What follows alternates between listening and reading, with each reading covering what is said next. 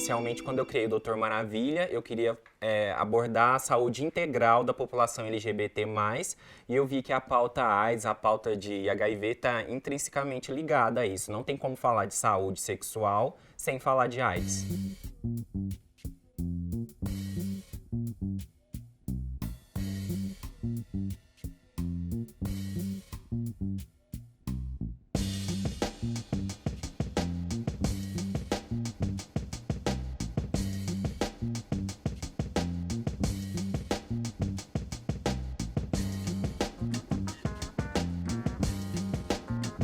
Eu via pacientes, por exemplo, que tinham 10, 15 anos de diagnóstico sem ainda conseguir, né, discutir, debater a vida sexual com os profissionais. Eu vi, por exemplo, um paciente que tinha 30 anos, um jovem da minha idade, que já estava com a carne indetectável, estava saudável, CD4 bom, e ele falava para mim que ele não tinha mais relacionamento porque ele tinha medo de se envolver e acabar transmitindo HIV para alguém, ou então, por exemplo, de ele ser rejeitado por viver com HIV, e ele nunca teve chance de falar isso com o médico. Aí eu até falei pra ele, olha, na próxima consulta eu não quero ver nenhum exame seu, porque dessa parte eu sei que você tá bem, mas eu quero que pelo menos você traga um peguete, um namorado. Ele falou que foi a primeira vez que o médico pensou nele como um ser humano, não só como um vírus ambulante. Para você ser um bom médico, é preciso que você seja um bom técnico, claro. Você precisa saber farmacologia, fisiologia, mas antes disso, eu acho que você tem que ser um bom ser humano mesmo, empático, né? Às vezes tem pessoas que são ótimos técnicos, mas não têm tanta capacidade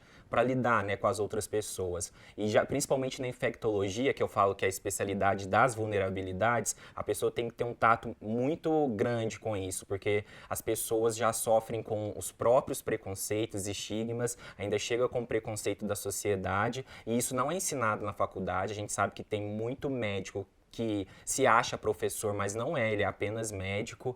E também nos serviços de saúde acaba que também as demandas são muito grandes, atendimentos muito rápidos. Claro que isso não justifica, mas eu acho que já junto uma má formação com pessoas que não têm mesmo esse olhar integral mesmo para a população, e também muitas pessoas que misturam conceitos pessoais com o atendimento, né? Porque eu acho que o atendimento em saúde sexual, infectologia, HIV, AIDS e STs em geral, tem que ser um atendimento bem isento de julgamento. Eu vejo, por exemplo, o conceito de promiscuidade, né, que é uma coisa que muitos médicos ainda utilizam, que é uma coisa totalmente ultrapassada. Eu tenho amigos pessoais que chegaram no infecto, e o infecto falou, nossa, como assim? Você infectou com HIV em 2018? Você é retardado? Eu, como médico e gay, né, abertamente gay, eu acho que isso com certeza me traz um olhar mais empático. Eu vejo que, claro que existem profissionais héteros que conseguem também ter esse diálogo, mas os meus pares, né, meus pacientes gays, quando eles consultam comigo, eles falam que pela primeira vez eles estão tendo uma certa facilidade de dialogar. Tipo assim, falar sobre sexo anal, por exemplo, eles já caem julgando.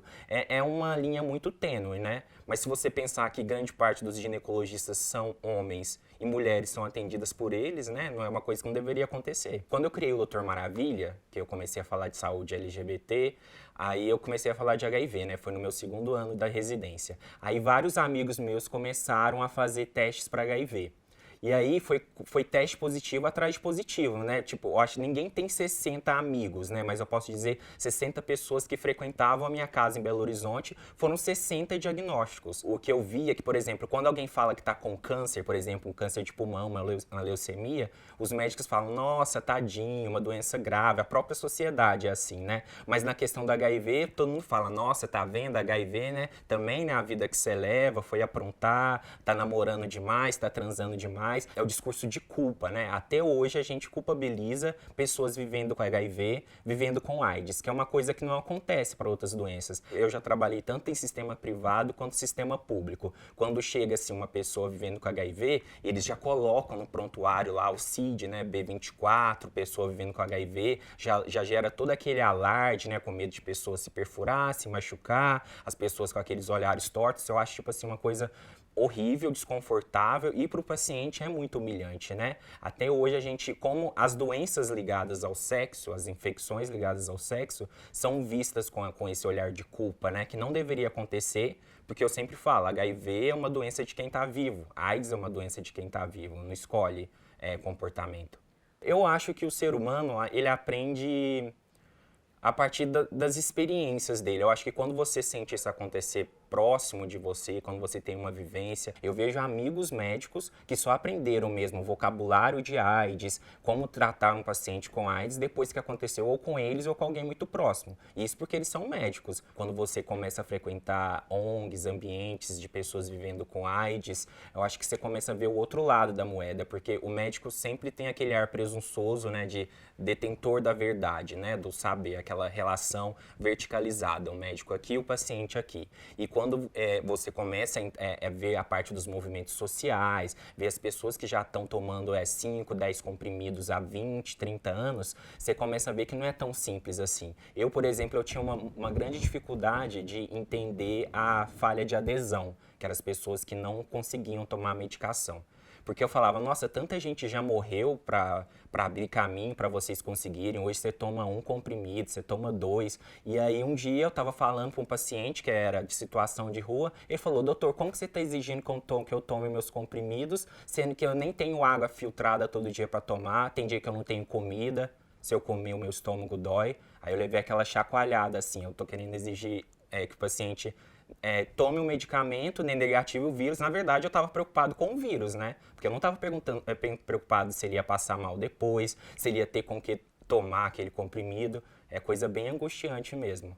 E eu acho que a gente aprende isso quando a gente sai um pouco do médico. Eu acho que a gente tem que se despir do médico, às vezes, para ser um bom médico.